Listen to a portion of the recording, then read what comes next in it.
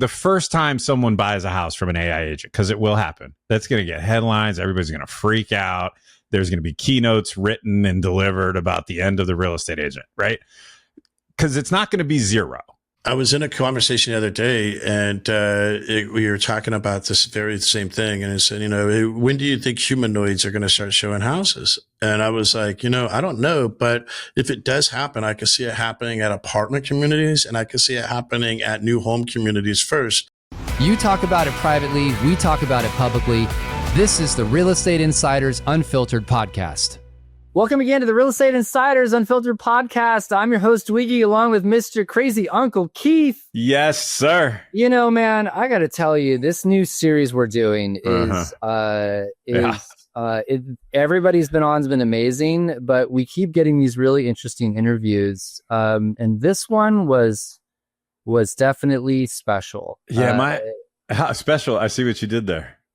Special. Oh, that's funny. I didn't actually plan that. That was good. Now that you said it that way. Yeah, doing the agent content has been fun because it's really tactical, right? Like we get to really roll up our sleeves and get into just sort of how the business is built, as opposed to the high level esoteric stuff, which is also fun and interesting. And the reason that this one was special is because we had Levi Rodgers, the CEO of the Levi Rodgers Real Estate Group, the #1 team in Texas, who is a former Special Forces operator, which was why that was funny. He talks about his life story, which is compelling, interesting, thoughtful, and how he made it through. I love that he credits real estate with helping him through the process. He's got this beautiful concept of 30 seconds of honesty that changed his life. And you're going to love that part of his story. It's great. He's a systems guy, which I love because systems are what drive our business forward. Talks about how to overcome behavior and personality, which I thought was a beautiful way to describe it. The exact structure of his team, from internet click to post-close follow-up. How his company has a plan for handling the price objection. This is brilliant. You should be plugging this into your business tomorrow. Listen for that part. The human side of firing, his PACE or PACE plan for business, how he's using technology to get lift with his SOI and agents, his Just Add Water solution for working with your SOI, the difference between changing and getting changed, and his answer to the one thing, and a spoiler alert, work works. This one is packed. You're going to dig it. Put it in your ears, kids. Levi, welcome to the podcast. Yeah. Let me just start with this. I sent a video to Keith. Mm-hmm. We saw the video that you did with Zillow Premier Agent. Wild. We will link to it in the show notes. You just watch it, kids. Yeah.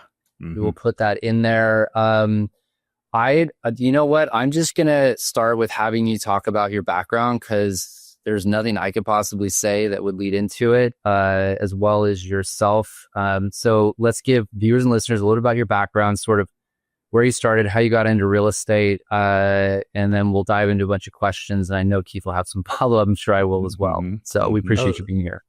No, let's do it. Yeah. Hey, gentlemen, I appreciate you having me on today. Thank you not only for showcasing my story, but showcasing all the stories out there in the industry. We're all products of our environment, and we all level up together. So thank you so much. I look forward to watching all the interviews that you continue to do. So about me, I never really intended to get into real estate. Wasn't part of the plan. I joined the Army at a young age. I was 17 when I raised my right hand and went out to go join the Army. And I went in the Army just to get some college money and go back to California. And so, but as I joined the Army and as I continued on, I really found a place that I loved. And 9/11 happened a few years after I joined, and that's when things changed. And so I was an Army Green Beret. I was in the United States Army Special Forces, 7th Special Forces Group, and I had something I absolutely loved. Many deployments to Afghanistan, Iraq, a lot of time in Central and South America, Colombia, Guatemala, Peru.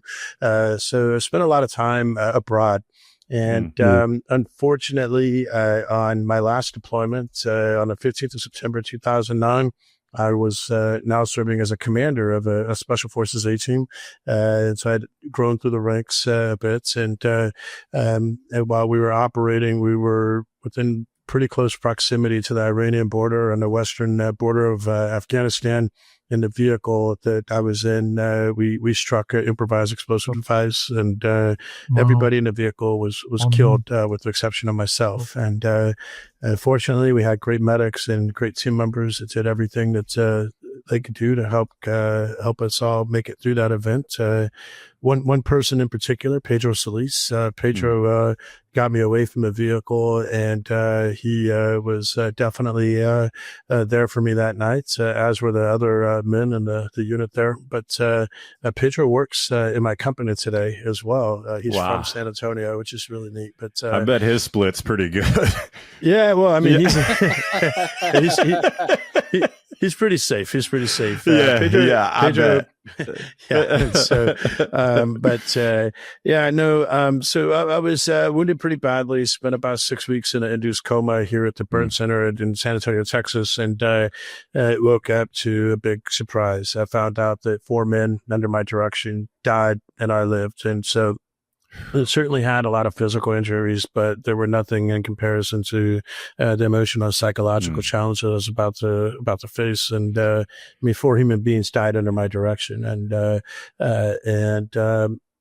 it's just something that will live with you forever. So as I started to transition from, the burn ward into rehabilitation and, start to be able to learn to walk and all these other things that I needed to do to get my physical and psychological recovery going, just faced a lot of challenges. I found myself battling, taking a lot of pain pills. I found myself going in a direction that we read about a lot of veterans going at that pathway. And so transition's tough, but it's especially tough in the military and veteran community. It is something that's super important to me. But well, anyways, as I started to transition out, like many of us, I was looking for work, and I kept running into roadblocks. I was thinking that I could get a job at USAA or be a mid-level professional somewhere in San Antonio, and kept running into roadblocks. But I didn't realize that I was the roadblock at the time.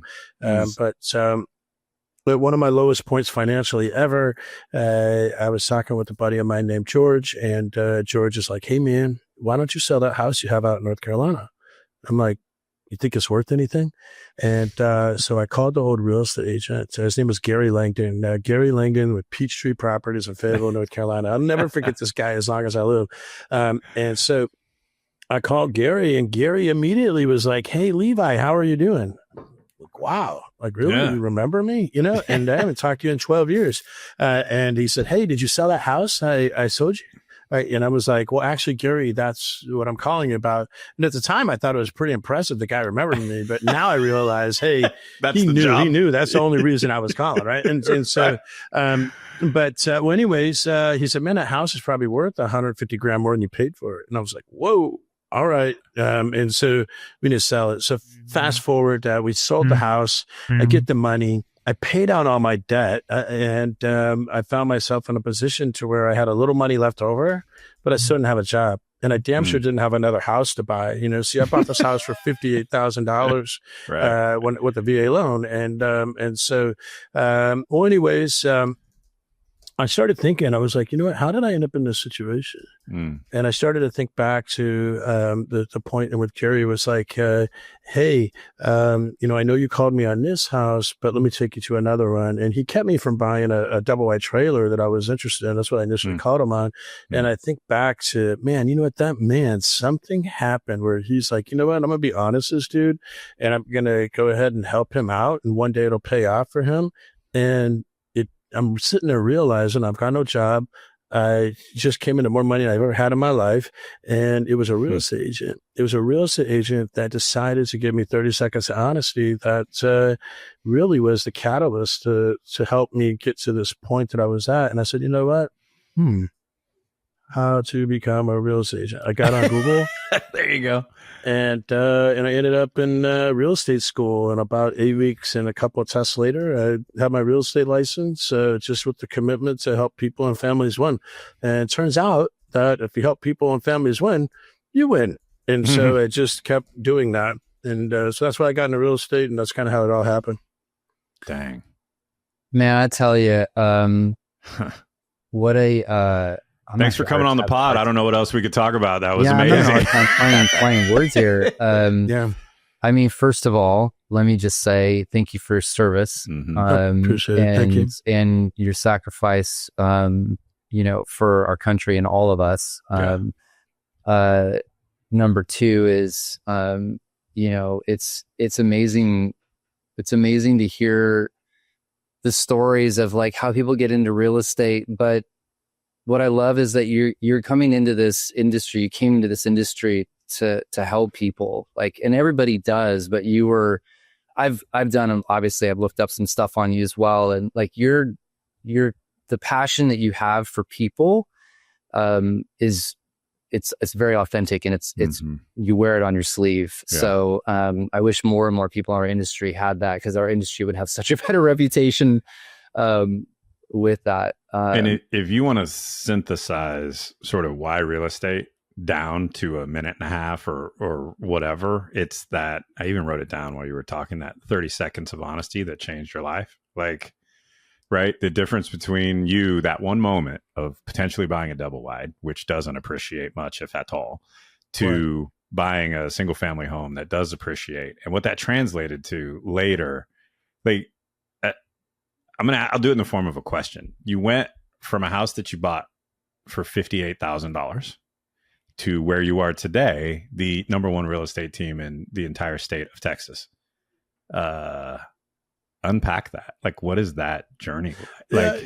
It's wild. I think that as I look back, certainly life has gone a direction in a positive manner financially, but I think that the value that I get psychologically about with what I'm doing far outweighs that. I just, right before this podcast, I was doing a coaching session with a bunch of agents, and I love it. I love the fact that the influence that I can provide can project into what I call the battlefield, but project into the yards and backyards of people and families, and I really enjoyed being part of that. And when I first started, I enjoyed that Levi to one or Levi to a family, but now I'm achieving that same thing by coaching masses of real estate agents within my company. It's it feels really good, and it's also a really neat thing to make a great living in the process. So. Yeah, James and I have an ethos in the company that we run together called Humans Over Houses, which is really the same thing, right? If you take care of the human being, the whole selling of houses thing will take care of itself. Absolutely. Okay, I got one more follow-up, a little lighter, if that's okay. As someone who is very used to a command and control environment, right? I'm going to tell you what to do and you go execute, right? How do you have that in residential real estate, which is probably the least command control environment in the world? Like, does it ever just make you crazy? That has been one of the biggest challenges I've faced throughout my career. You're trying to manage unmanageable, real estate agents. But why do I have to do that, Levi? Like, you know what I mean? Right. Because I said so. Yeah. Well, I think that running a real estate team gives you a little bit of leverage because you can secure the appointment, right? And so my company's set up as a real estate team. So, we provide a lot of appointments for agents. And so that allows us a little more leverage over that particular problem. But what I've learned over the years is building systems around the behavior. Don't fight the behavior, build systems and processes around it. And I think that sometimes we find ourselves getting in our own way. Like, what are we really fighting? That same behavior is why we all have jobs, and so, and so I had to get out of my own way with that. I think that, it's a really good answer. That's interesting too, because it's everybody, and as you know, in leadership positions, always they use the herding cats phrase and everything else, trying to figure out how to get everybody to do stuff. All right, well, let's do a couple rapid fires real fast. I got too and excited. then we'll Yeah, it's okay. And then we'll get back to these main ones. We got a lot of questions we wanted to ask about your organization. So I'm a pretty voracious reader, podcast consumer. So I like to ask all of our guests this: favorite book or podcast ever this year? What do you put in your mind regularly to grow? I'm a Rogan guy. I love watching Rogan. That's why I have this damn Neuro gum on my desk. It's because Joe Rogan. Is it Neuro gum or Alpha Brain? Did you do the Alpha Brain thing too? No, I do the Neuro gum. Okay. And in terms of book, I'm not a big reader. I'm not a huge reader. What's interesting is I've wrote 2 books that I haven't published either, and so. Wait, what? It's okay. Yeah, kind of wild, but not a huge reader. But I think it's weird about that is in the era of ChatGPT and all this AI, I can get right to the end state pretty quickly. Sure. Yep. All right, absolutely. I've got one, and I pick one of 2 that I like to ask, but I want to know this one just because of everything you've been through. Like, what's your morning ritual? Like, what's your go-to every day? Yeah. I get up and I go pee, but then I check my calendar. Well, great first step. Great first step. Yeah. Great first step. I get ready and I come to work, and say, hello to my kids and my fiance, Myra, and we, spend some time together in the morning, get ready. But then, I beeline to the office, and I don't have some super sexy run routine or anything totally like that. Fine. I love it. I love it. I love it check, because I think everybody's, a cold plunge with a ice bath facial or whatever. Like, I get up, I go pee, I have a cup of coffee, I kiss my wife, I go to work. Right. That's my morning routine. Yeah. I try to be the first one at the office. I'm not always the first one at the office, but I'm not the last one ever. And you should get in the office about 7:38 and just get right to work. And I live on Diapha's calendar. My assistant keeps my calendar full, and I just operate as soon as I walk through that door. Operate. I love it. All right, let's dive into the main questions. Yeah. So I need to set this up for everybody. So these are fast. So how big is your team? Markets you serve, production for 2024, units and volume. So those are the 3, just to give context. Okay. Yeah, absolutely. So we have about 280 agents currently. We should progress to 300 here by the end of the year. There's an ebb and flow of that. We control our growth, there. In terms of 2024, there was a little under 1,800 transactions with a volume of about 600 million. And so it was a healthy year in 24. It wasn't like 23 or 2022. And so 25 is trending really well as well. And we serve primarily San Antonio, Austin, and Colleen markets in Texas. Okay. Right. And then just curious, one last question on that. Operational staff size, just for context? 15 people. 15. Okay. Wow. Okay, great. We're light. You are. No, it's because we've been asking these questions and they're all over the map, which is we've had one that was 1 to 4. Keith, I think. With and that, he's 20 to 1. He's 4 or 5x the other conversations we've had. So there's a difference about our organization. There are some other teams that are large that have this capability as well. But, Myra, my partner, my fiance, future wife, she's our managing broker. And I mean, we are like, we go to sleep thinking about LRG and we wake up thinking about LRG. And that's not necessarily a positive thing either. There are some negative attributes to that, right? But we, for the next 5 to 7 years, we're just focused every day on building this business into something amazing. And, your partner matters. And so, but I am, absolutely just intentional. I lead a lot of coaching sessions. I'm putting in some serious work. I love it. Yeah. All right. So then give us some context. So we'll get into deep now and into really specific. So how is the team structured? Like, who does what departments? Like, give us some context on how everybody operates. Because again, we're finding different answers. So I think I think the best way to do this is to take it from an internet click, the customer's journey, follow the line down. Yeah. Yep. So, perfect. So from that internet click or that Zillow or what have you connection, it comes in primarily, it'll go to our ISA section. I have 4 US based ISA team members that are here. They operate 7 days a week from 8 a.m. to 8 p.m., obviously on a rotation. What they do, they are distributing business based off of our own internal SOP and algorithm per se. We utilize Slack as a vehicle to deliver a lot of this business, but we're also utilizing Follow Boss to assist with that as well. Some lead aggregators have different processes and procedures to do that. And so we follow along with that. So once the appointment is distroed out there, the agent, obviously we have agents are organized in different groups, okay, which groups are led by mentors/sales managers, okay, and so we have 5 mentors/sales managers that exist in the organization, and what they do is they are responsible for pretty much everything the agent does or fails to do. And so make sure the agent shows up to training, make sure the agent has all the information they need to accomplish their goals. And so we utilize a lot of tech to help the managers be able to perform their duties. And Myra, the managing broker, she wears many hats. She obviously is the managing broker. As you know, I serve in that capacity as well. I answer a lot of questions. I do a lot of coaching, but she also runs the accounting and so forth.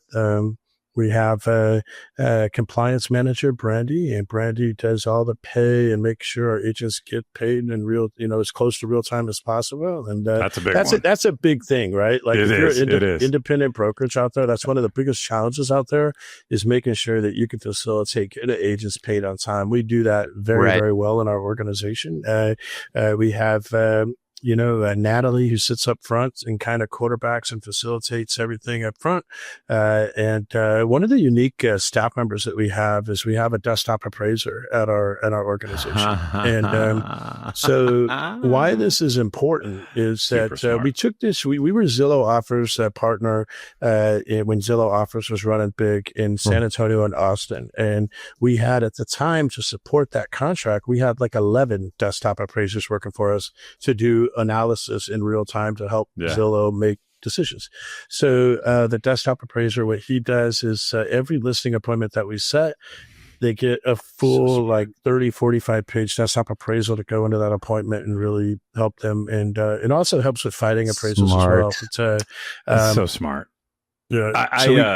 I used to, sorry to interrupt, but it's genius, not because I like it, but because there's 2 objections on a listing presentation, really, right? I guess technically there's 3. Do I trust you? If that's not there, you're out anyway, right? But after that, it's price and commission. That's it. Those are the only 2 objections. If you're the only one going in with a full desktop appraisal, suddenly the price conversation becomes very different than here are some comps over the last 90 days, right? You have essentially eliminated one of the 2 objections that could cost you a listing. And you've done it up front, like bam. And sometimes there's weight in the wait. When I drop a 50-page document in front of you, right, and just let it fall and hit the kitchen table, that hits different than let me go to the next page of my CMA and show you the cherry-picked 3 comps that tell the story that I want you to tell, right? Well, and that's interesting about that because we try to come from a position of abundance in everything that we do, right? And, it's basically, hey, whether you work with us or not, we're going to give you this full report here that you can have. And if you ever need anything, we're happy to help you navigate through this. And one of the things that we feel is really tough in real estate is that professional maturity. That's something a lot of agents struggle with. And in the effort to be professional and mature with you, we will bring in somebody that absolutely does not care about you at all. They're not tied to the sale and offer you their opinion.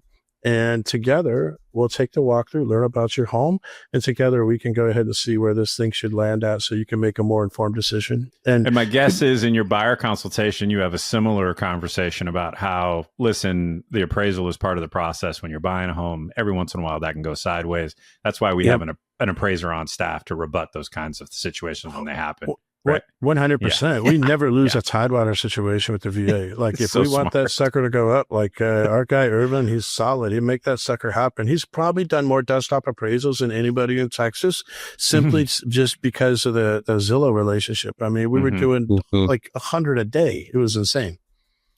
You know, on this topic, Smart. Just while you're talking about, well, did you want to finish anything else, by the way, on departments? We interrupted you. Just want to make sure you got everything up that you wanted to throw out on that. So we have a listing department. One of the things that's important too is that we chop up mentorship between the sides of the transaction. So you have a listing mentorship, okay, which is led by Selena. She's our listings department manager, and she has a staff that helps her get the listing facilitation. But then the mentors are primarily coaching the buy side, right? And so we'll close about 200 deals a month, and the majority of them are buy side deals, given the way that our organization is run. So there's a little bit more weight on the buy side right now, but the listing side is very well supported as well. So. Okay. So I have a follow-up question, but are you switching or are you on this one? I'm going to switch. So ask. Okay. Yeah. So I have some friends who are former operators, and the ones that I personally know are obsessed with systems and process. It was just beaten into them, right? Like sometimes literally on the importance of systems and process. Is that how you run your company? And unpack that for us a bit. Like, I imagine your training manual looks different than most training manuals in residential real estate. So unpack that for us a little bit. Yeah, there's a system and process for everything. I mean, down to the communication, down to the way people, who they go to. I mean, how you ask questions, how questions are answered. I mean, we utilize Slack as a vehicle to help just drive communication throughout the whole organization as well. There's a ton of channels within the ecosystem, and we try to utilize Follow Boss is a big part of what we do. We work with Shiloh as well. Shiloh is a big part of what we do. We just try to, continue to lean forward and learn and provide agents the tools so that they can focus on getting face to face and providing wins to people and families. And so, absolutely. Is that a good overview of the tech stack for you guys? So Follow Up Boss, CRM, and accountability. Shiloh is the product to kind of look at scripting and how people are doing on the calls and evaluate the calls, and then Slack for internal communications. Or anything else that you guys are really heavily using? Fellow has been a great friend of ours as well. Like I love it because we had them on our pod recently. Yeah. And that would be a good summary there. I'm sure there's some things that we're missing here and there, but Follow Boss, Shiloh, Slack. Yeah. Okay. So I'm gonna combine two questions. I think you kind of covered the first one, but I was going to ask you how you differentiate yourself from the hundreds or thousands of other agents, but I kind of got the gist of that already with just some of those pieces. If you wanted to add anything else, but if not, I'm going to move to how you guys develop prospects. So I'm going to go both ways on that. So if you want to talk about sort of the differentiation, great. But then I want to really dig deep, like where do you guys develop all of your leads and your relationships from? We're trying to get specific on that too. Yeah, so one of the most important phone calls I've ever taken in my life was in 2010. That Zillow, a salesperson from Zillow, gave me a call and was telling me about this neat new little tool that called Zillow that was coming to San Antonio market. And so I took that phone call and got in early and developed a lot of relationships over there. We're one of the largest partners in the country with Zillow. We'll close a little over 100 to 115 deals a month just from Zillow Flex connections. But wow, we'll do Zillow Flex is our primary lead aggregator. We have a partnership with Easy Home Search as well. They've been phenomenal.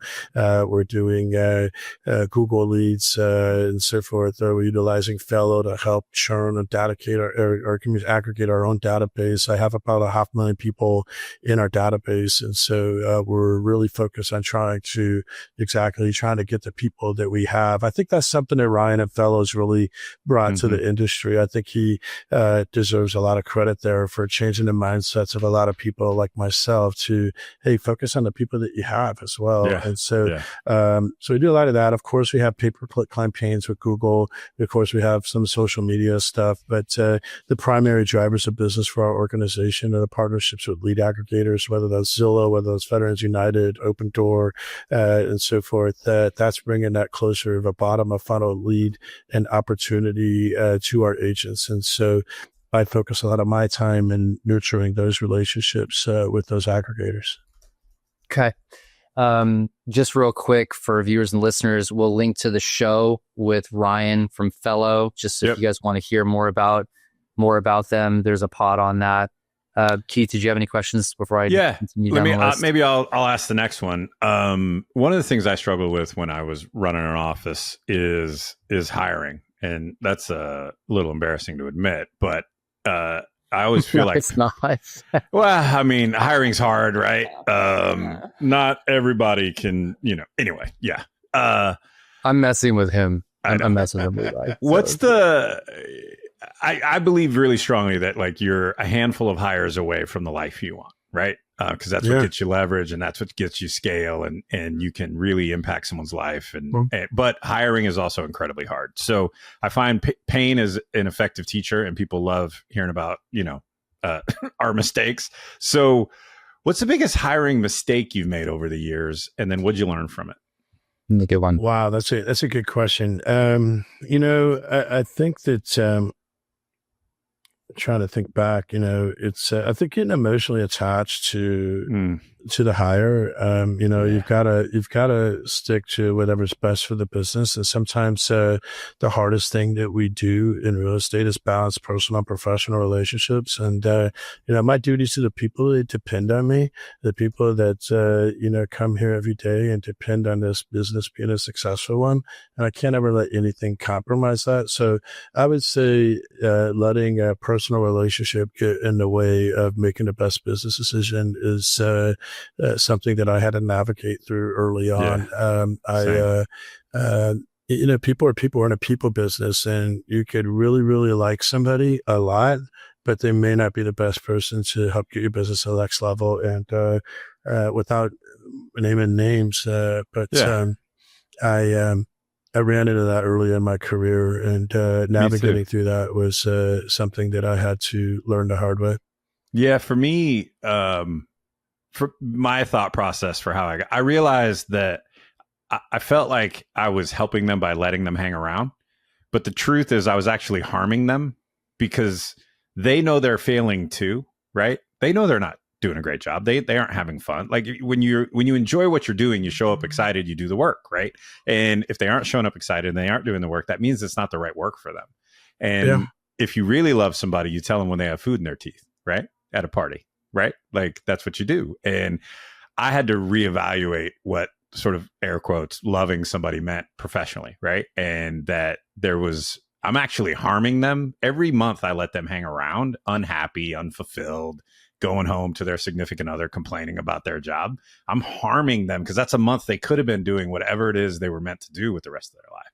And I'm getting in the way of that. For me, I had to get to that side of it when it had to do with like the human side of firing someone, right? Well, I think too, like as somebody, let's say they land their parachute in their organization and they're there for a year, 2 years, 3 years.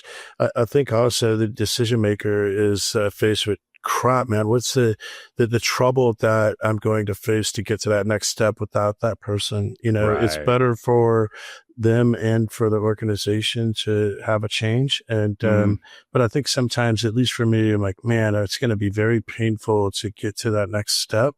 And that may prolong it for some of the other leaders listening to this call, but you got to rip that Band-Aid off. And I think, having I use this tool that I learned in the Army a lot with almost everything that I do. I have a PACE plan, and a PACE plan is simply primary, alternate, contingency, emergency.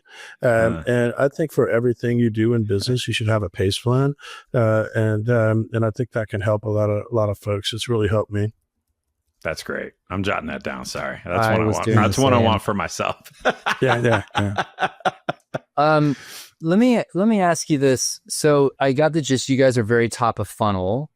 So not saying you're not long tail as well, but what are the things you guys, how do you focus on repeat business, referral business? Because obviously then that's not having to pay out, as many referral fees and splits and stuff. And so like, how do you guys stay in touch with your past clients? What's the current process today? And then maybe even a follow up on that is like, where are you headed?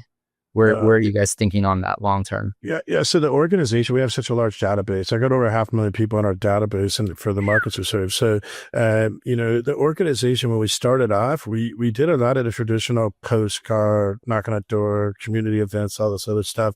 We've gotten away from that because I have such a large amount of people. We're utilizing partners such as Fellow. We're utilizing our own systems to really aggregate a lot of that existing database through the value propositions that we have. Example, just like the home values and so forth. And we're able to create enough leads and opportunities that create appointments for our agents.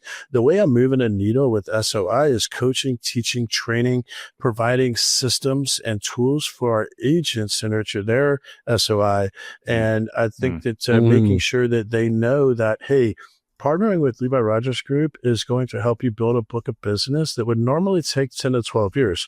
Like if you jump into real estate and you want to create a book of business for your entire career, it's going to take 10 or 12 years. Right. If you do it right, it's going to take a lot of money. And through the partnership of the systems that I have, and I could provide you these opportunities of training, you could condense that down to 1 or 2 years.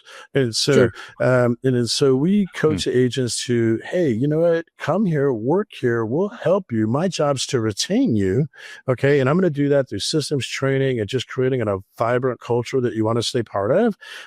But I want you to turn this into an SOI, and that's my benefit. And so Levi to an SOI really doesn't exist outside of my organic friends group anymore and the systems I have here. But it does exist through my agents. And that's been my focus in the last couple of years. Can I double click on that for a sec? Because I think it's really genius. Because there are a lot of teams out there that are using various top of funnel lead sources to build a team. I think that's smart, good way to do it, get scale that way. Awesome. One piece about yours that's really different is you're sort of architecting for them a career path, right? Where it's, hey, look, I'll help you with the top of funnel stuff. And I give you a just add water solution for the sphere of influence stuff as well, right? And so you're going to build your business with my top of funnel stuff, and then you're going to keep your business with my SOI systems, process tools, all these other things, so that when you either launch talent or you lose it, right? You're launching them to that next phase of their career, and they may graduate, air quotes, from the top of funnel stuff because they don't want to work it anymore because their SOI got so big. And you're like, yeah, great, go do that. Can go, or they might want to keep doing both forever, but you're giving them the ability to do both. I see a lot of teams that just index for the top of funnel stuff, and they don't give them that sort of what I'll call career advancement track. Well, then you're going to have to get out of your own way. And so this is what I talked about earlier about building systems around agent behavior. Like you can either just be in your own way the whole career and having to redo everything all the time. But if you can like changing ahead of change, and I think is a big challenge in our industry, right? It absolutely is brutal when you get changed.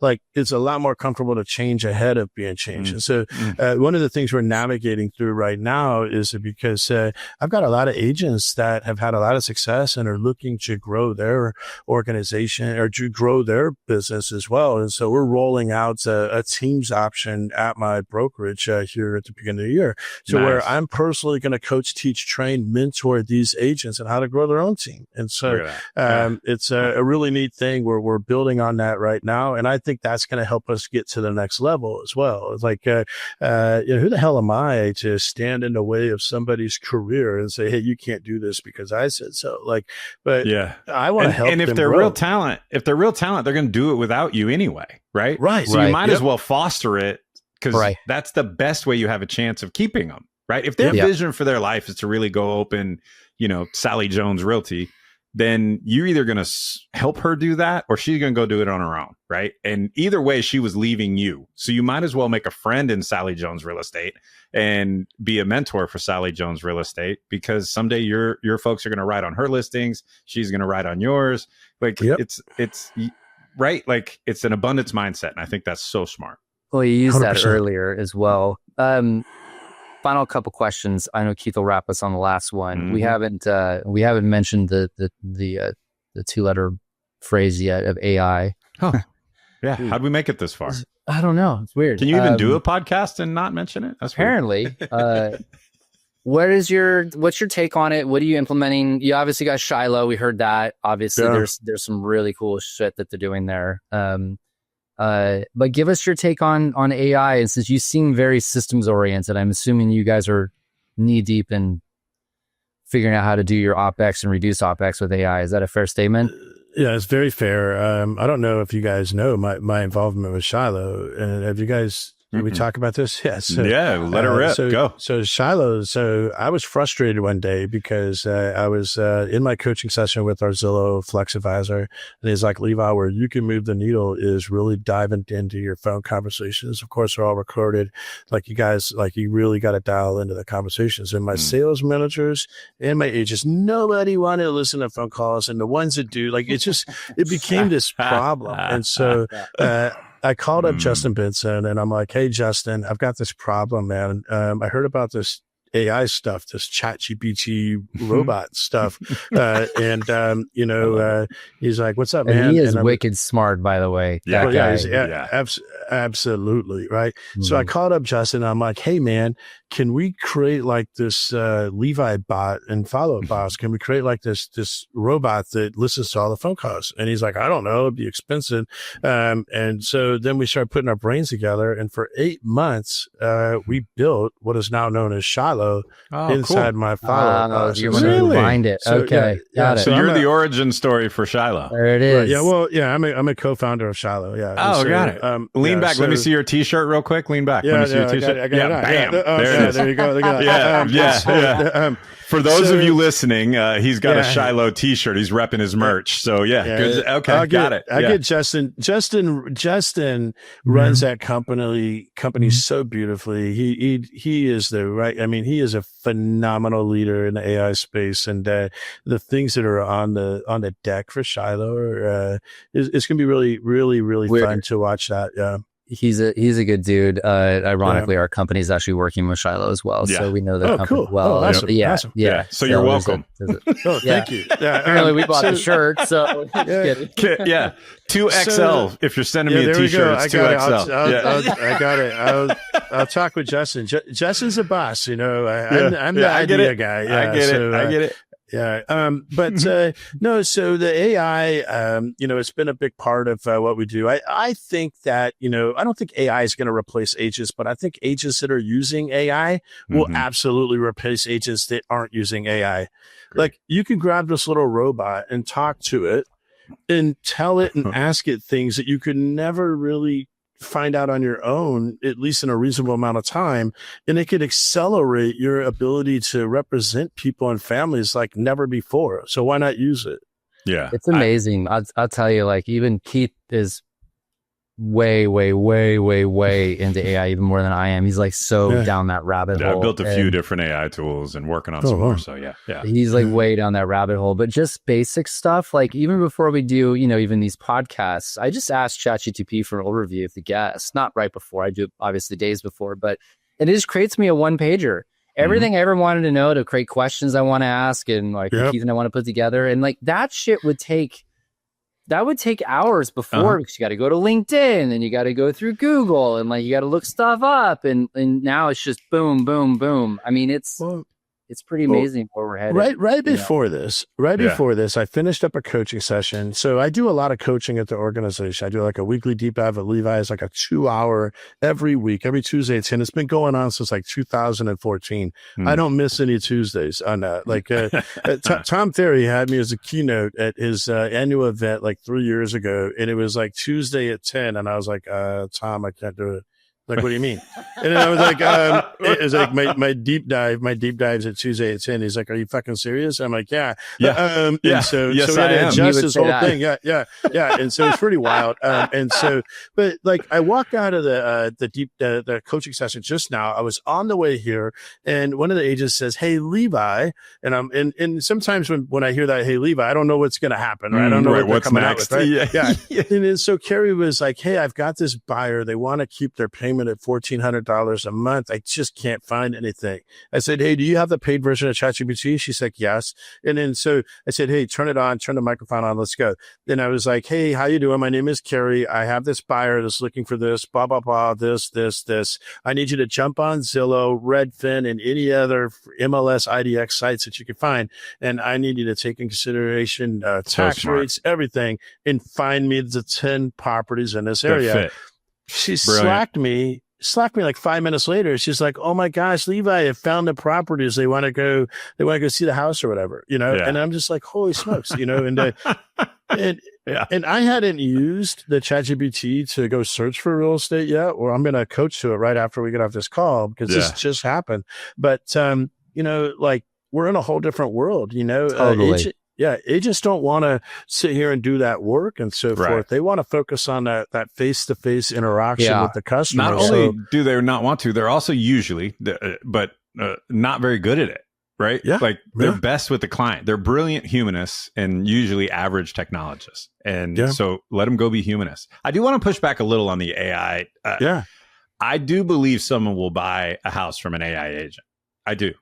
But not at scale. See, what I think is going to happen is think about the FSBO market, right? I think it will create a not for sale, but a buy by owner, right? So that would be a BBO. I don't know. Anyway, but it's going to be a very small percentage that gets reported like it's a huge percentage. Meaning the first time someone buys a house from an AI agent, because it will happen, that's going to get headlines. Everybody's going to freak out.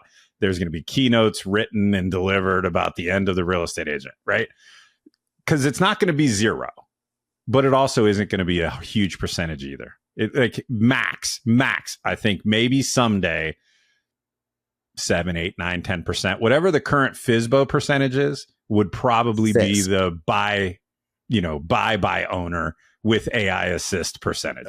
I was in a conversation the other day and we were talking about this very same thing. And it said, you know, when do you think humanoids are going to start showing houses? And I was like, you know, I don't know. But if it does happen, I can see it happening at apartment communities and I can see it happening at new home communities first. But, you know, I don't know that a humanoid, at least in our careers, will be able to do it. But in our careers, I mean, what about at new home communities and what about apartment leasing communities? It may happen. I don't know.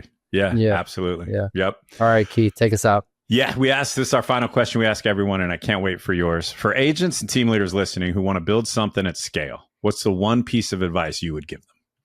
Yeah, you got to take action. Like you can sit here and freaking have ideas all day write it on the whiteboard. But if you don't do nothing about it, you're never going to learn. You're never going to find yourself in the right room.